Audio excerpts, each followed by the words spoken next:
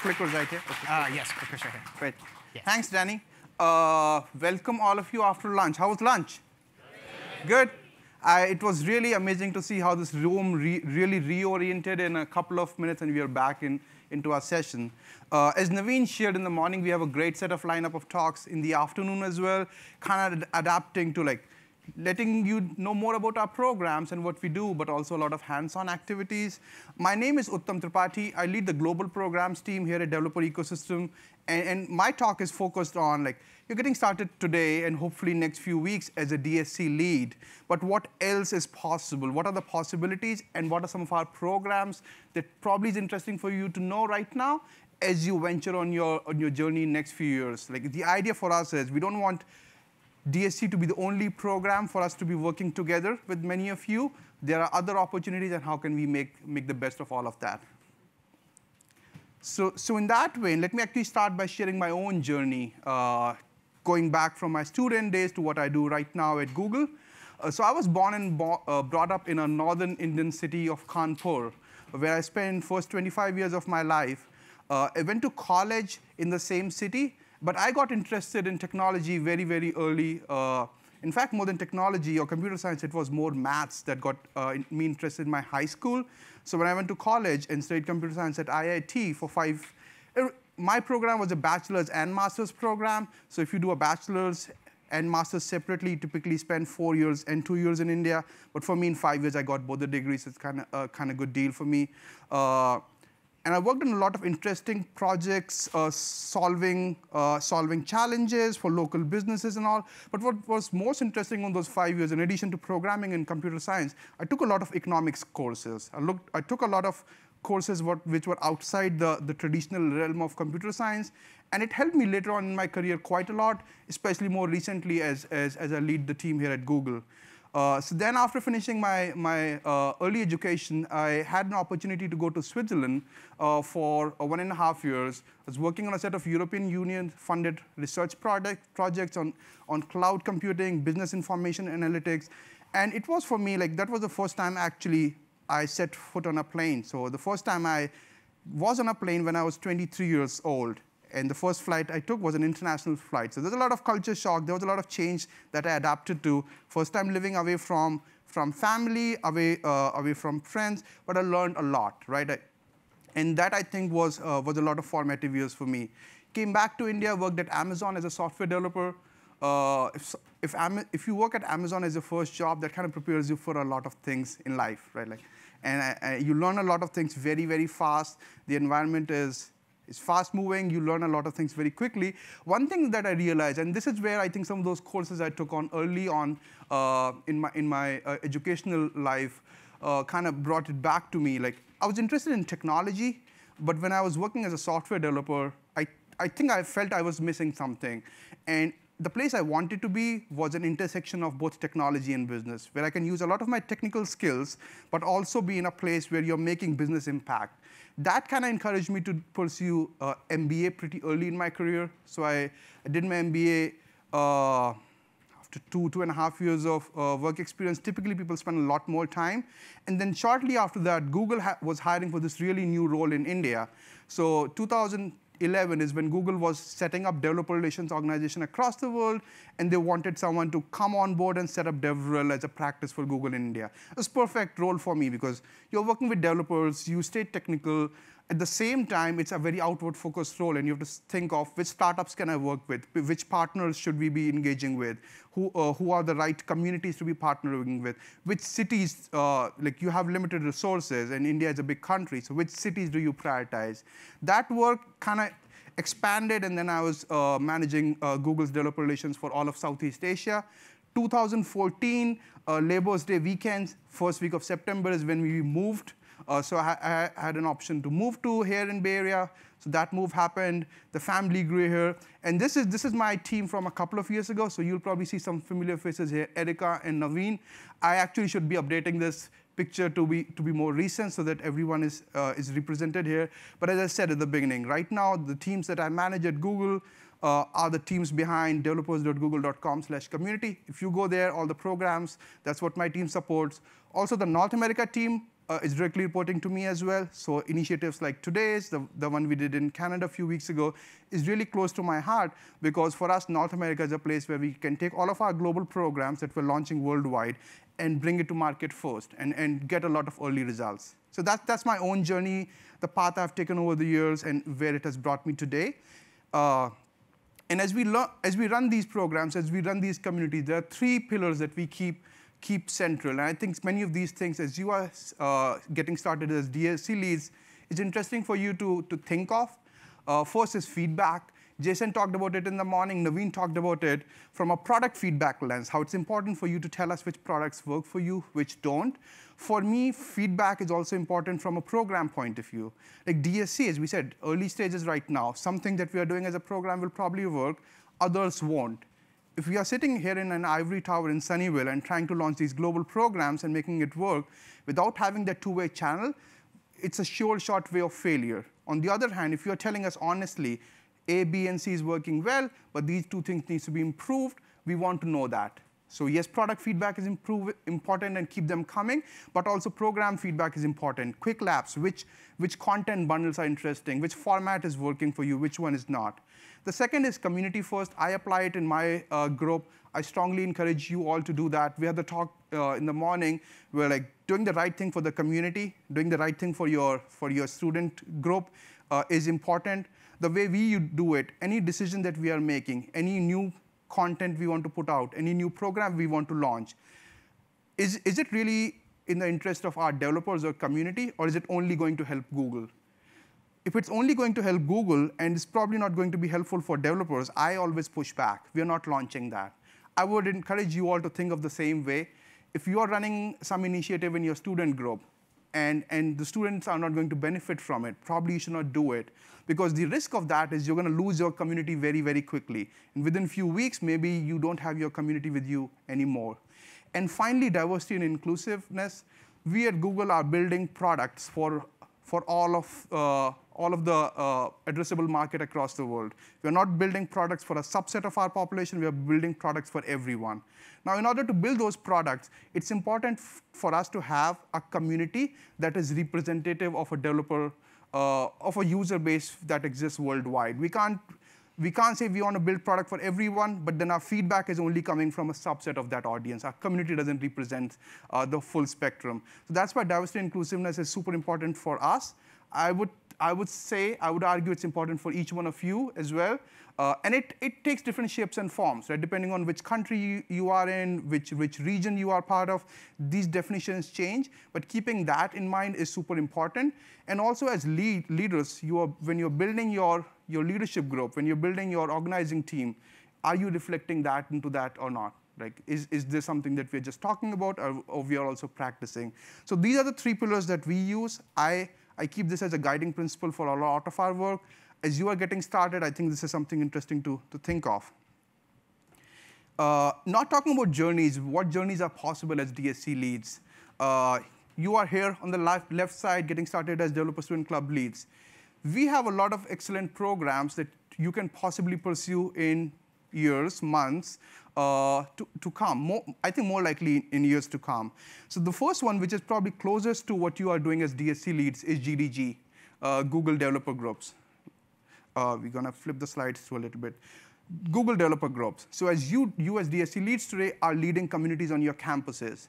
As Google Developer Groups, we are enabling communities at a city level.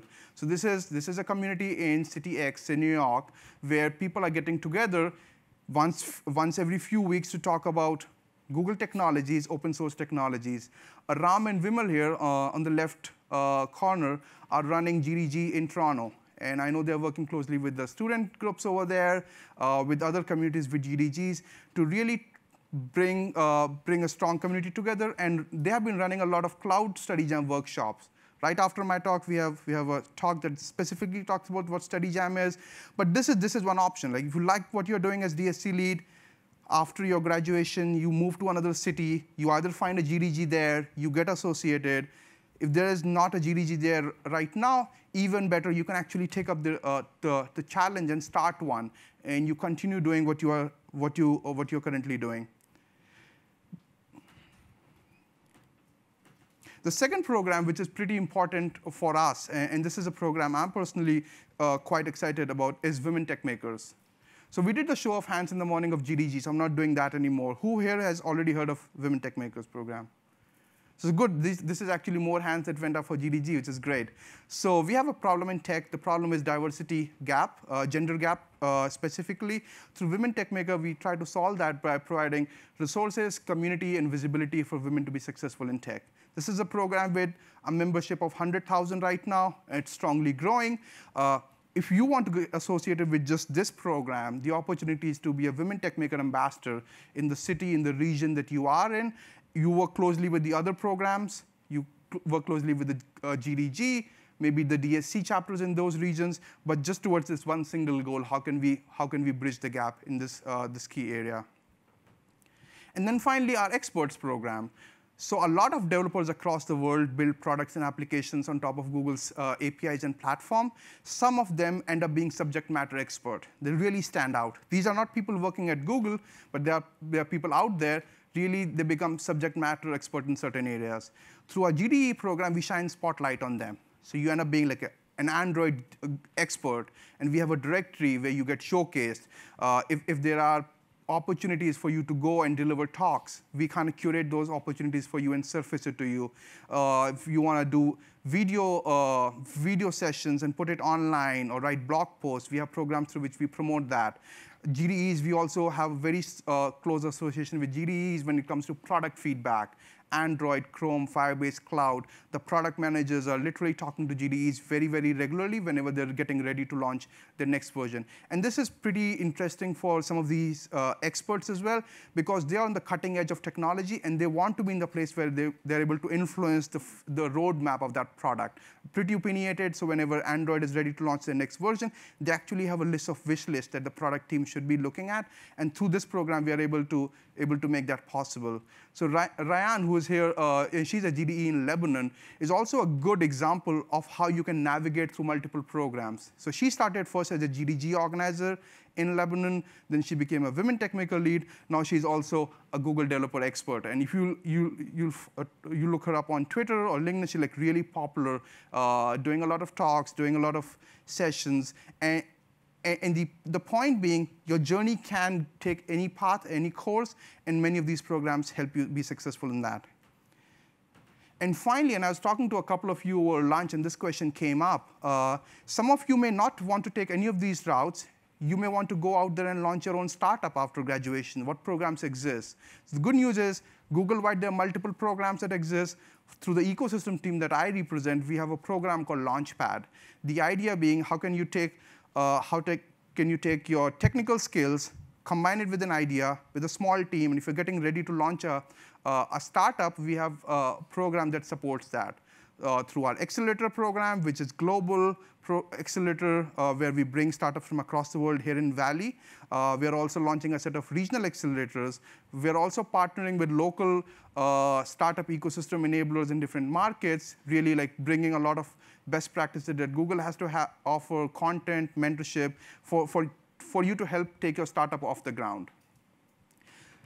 So through GDG, Women Tech Maker, GDE, Launchpad, the idea being, the story doesn't stop at DSC lead. You get started at DSC lead, depending on where your future career takes you, there are a lot more opportunities. We want to build this partnership, collaboration, not just for 1 year or next couple of years, but a long-term partnership where we can work closely with many of you. And in this journey, we are literally, like, the way I see this is we are literally creating community leaders and mentors in many of you.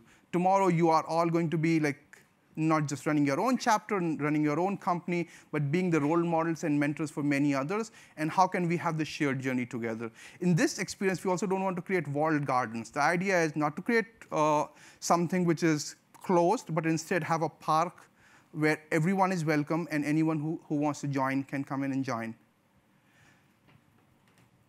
A key part of being a lead in any of these situations, and especially as DSC lead, is how do you be successful as a leader? And one of the lessons that I have learned over the years is important for being a leader is empathy. So whenever I put up this slide, the question that follows up is, like, what is empathy? I'd love to hear maybe from a couple of you. What do you understand when you heard the word? Yes, sir? Yes. Acknowledging and listening. Uh-huh. In managing people, focusing on the people, not the task. Focusing on the people and not the task, yeah. Being open-minded to all sorts of possibilities. Yeah, those are all good answers. One of the ways that I try to define empathy is putting yourself in someone else's shoes. So looking at a problem, a situation from that person's perspective who's going through it. And I think that's really important to be a successful leader, because as a leader, you don't need to just be processing your own emotions when you are encountering a situation. You literally need to put yourself in someone else's shoes. I'll give you an example. You're organizing a meetup, you put the event online, you got 100 RSVPs. On the day of the event, only 20 people showed up. Now, you have no clue what's going on. But for you to analyze it, maybe you need to put yourself in the attendee's shoes. Is there a big sports event happening tonight that everyone is interested in, and therefore they can't come in?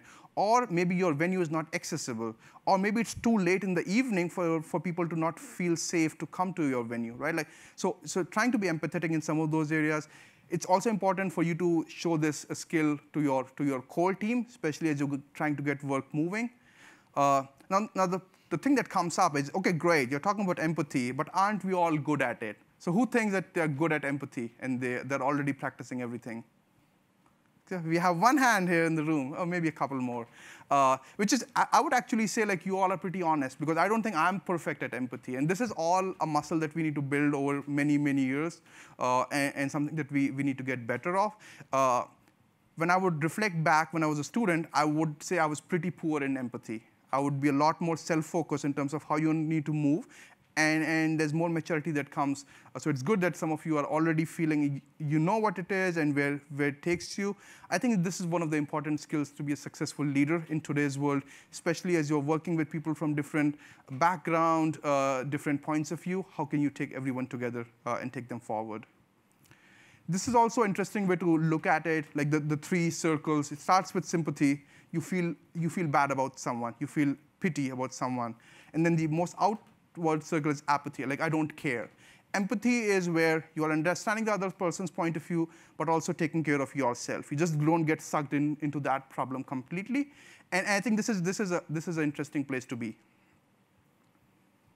Another thing I always remind leaders on my team to always keep in mind is when you are leading a community, when you're leading a team, there is a lot that goes in. Like we heard the talk in the morning, running any of these meetups, convincing your student government body, bringing the team together. It's a lot of work. And if you are not taking care of yourself, the risk of burnout is very, very high. So are you fostering self-compassion or not? Are you being kind to yourself, or are you being overcritical? It's okay to make problems and make mistakes, but are you taking them in the right spirit, or you're just coming too harsh on yourself? And also keeping your own negative feelings in perspective. We all have hard moments. We all have those difficult days, but are you able to contain it in a positive way or not? That goes a long way. So the point being, please put your own oxygen mask first before helping others. So take care of yourself. If you are doing well, the chances of you being able to support your core team, your community is going to be very, very high. Otherwise, you'll burn out. You'll probably stop being active, what you're doing, and just focus on something else, and which is not a great outcome. And finally, active listening. Like this is something I would say I'm practicing right now. I'm not perfect, but as a leader, it's also very important for you to be actively listening from others' point of view, especially as you're building this team that's going to be taking the DSC chapter that you are bringing together forward. It's important that you hear others' point of view and take that into consideration as you're taking your next step. So to wrap up, the three things that we practice: feedback, community first, and inclusiveness. I think these are important lessons for us to keep in mind as we are leading any organization, any chapter, any group. And as we welcome you all into our DSC program, the point being, we don't want this to be just a 1 or 2 year experience. We want to build a more long-term partnership, relationship with all of you. There are some programs that we talked about. This is not the exhaustive list. There are many, many more. So if you'll go to developers.google.com/community, that's where you can get a sense of which other programs you can be part of. The community managers on the team are great. The team in North America is super, super awesome. I hope you have met them already. If you haven't, make sure that you get to know them, because they can also help you navigate the journey. The good news is the same team that's managing all of the other programs. So they can help you navigate which other journey you want to take forward going from there. So with that, I will wrap up. I don't know if I have time for questions or we need to move on. I would say we need to move on because we need to be on time. But I'm around here this afternoon. If any one of you want to come and talk about something, very, very happy to do that. That's my Twitter handle in case you want to stay in touch. I'm pretty active, actually, both on Twitter and LinkedIn, and very, very happy to be connected with many of you. So with that, in the morning, we talked about Developer Student Club, just bringing ourselves. So we took this forward-looking journey, not bringing ourselves back to present, back to today, what's happening in the next few months. In the morning, when we talked about Developer Student Clubs, and Erica shared some great examples of what DSC leads have done in other regions, there was a lot of interest that came to us during the breaks of how can we make some of these projects possible in our own campuses, in our own chapters. To talk more about that, the Solutions Challenge, which is a core component of DSC program, I want to invite my colleague and dear friend Komal, who is also part of the global DSC programs team, to talk more about what the Solutions Challenge is. So with that, over to Komal.